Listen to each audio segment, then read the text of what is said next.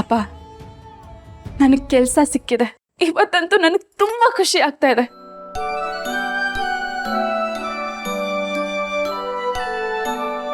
ನೀವು ನನ್ನನ್ನು ಮಗಳಲ್ಲ ಅಂತ ಹೇಳಿದ್ರು ನನ್ನ ಅಪ್ಪನ ಹೆಸರನ್ನ ಉಳಿಸಿದ್ದೀನಿ ಅನ್ನೋ ಸಂತೋಷ ನನಗಾಗ್ತಿದೆ.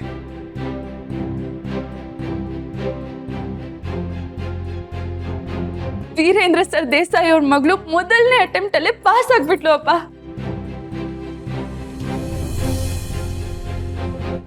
ಅಪ್ಪ, ನಾನು ನನ್ನ ಕೈಯಾರೆ ನಿಮಗೆ ಏನೇ ಕೊಟ್ಟರು ಅದು ಕಹಿ ಆಗಿರುತ್ತೆ ಅಂತ ನನಗೆ ಗೊತ್ತು.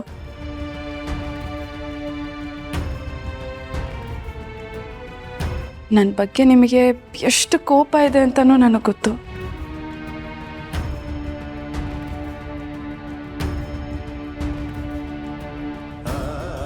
ಆದರೂ ಇದು ಒಂದೇ ಒಂದ್ಸಲ ಸಹಿಸ್ಕೊಂಡು ನಾನು ತಿನ್ಸೋ ಸಿಹಿ ತಿಂತೀರಾ ಅಪ್ಪ? ಸಾಕಮ್ಮ.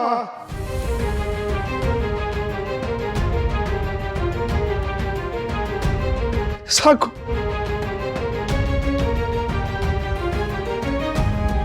ನಿನ್ ಬಾಯಿಂದ ಪದೇ ಪದೇ ನಾನು ನಿನ್ನ ಮಗಳಲ್ಲ ಮಗಳಲ್ಲ ಅಂತ ಹೇಳ್ಬೇಡಮ್ಮ.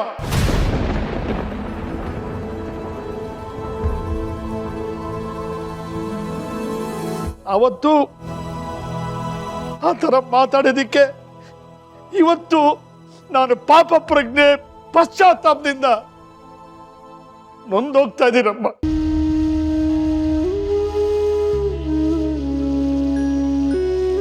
ಇನ್ನೊಂದ್ಸಲ ನೀನ್ ನನ್ನ ಮಗಳಲ್ಲ ಅಂತ ಹೇಳಿಬಿಟ್ರೆ ಈ ನಿನ್ನಪ್ಪ ಬದುಕಿರಲ್ಲಮ್ಮ. ಅಪ್ಪ, ನಾನು ಸಾರಿ ಸಾರಿ ಹೇಳ್ತಾ ಇದ್ದೀನಿ. ನಿನಗೆ ಜನ್ಮ ಕೊಟ್ಟು ತಂದೆ ನಾನು.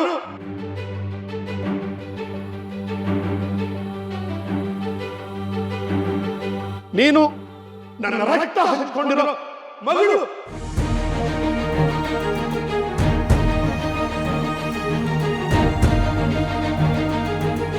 ಶ್ರಾವಣಿ, ನನ್ನ ಮಗಳು ಕೂಡ ನನ್ನ ಮಗಳು.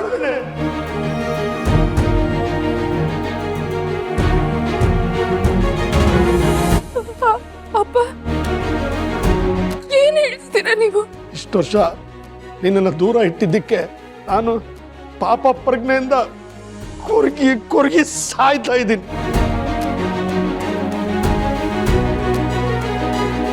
ಇದಕ್ಕೆಲ್ಲ ಕಾರಣ ನಾನು ದೇವತೆ ಅಂತ ಅನ್ಕೊಂಡಿದ್ದೆ ನಮ್ಮ ಅಕ್ಕ.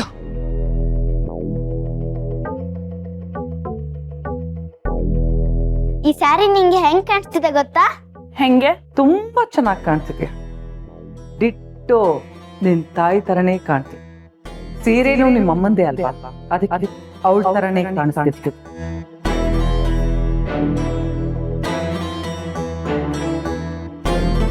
ವಿರು, ಏನಾಯ್ತು? ಅದೇ ಬಳೆಗಳು, ಅದೇ ಕೈಗಳು. ನಾನು ಇವಳಿಗೆ ಹೇಳ್ದೆ ಹಾಕೋಬೇಡಮ್ಮ ಅಂತ, ಆದ್ರೆ ಇವಳೆ ಅಮ್ಮನ ನೆನಪಿಗೆ ಹಾಕೋತೀನಿ ಅಂದ್ಲು. ನಿನ್ ಗತಿ ಹೀಗೆ ಆಗುತ್ತೆ ಅಂತ ನನಗೆ ಚೆನ್ನಾಗಿ ಗೊತ್ತಿತ್ತು ಶ್ರಾವಣಿ. ಇನ್ನು ಮುಂದೆ ನೀನು ನನ್ನ ಕಾಲಡಿಯಲ್ಲೇ ಬಿತ್ತಿರ್ಬೇಕು.